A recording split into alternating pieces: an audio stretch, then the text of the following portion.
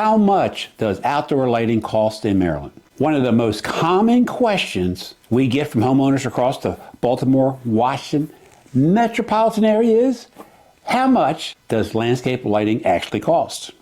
That's a fantastic question. We get asked that all the time. In our region, most professionally installed outdoor lighting systems fall into three general ranges.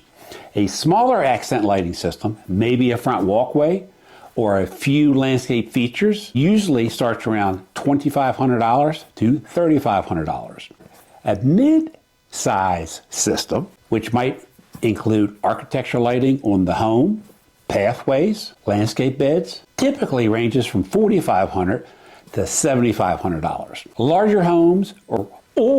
Larger homes or full property designs often fall between $8,000 and $15,000 or more. The biggest cost factors are fixture quality, wire depth, transformer sizing, and proper design. Cheap systems fail early. Well-designed professional systems can last 10 to 20 years with routine maintenance. My advice is to focus on long-term reliability and appearance, not just the cheapest price.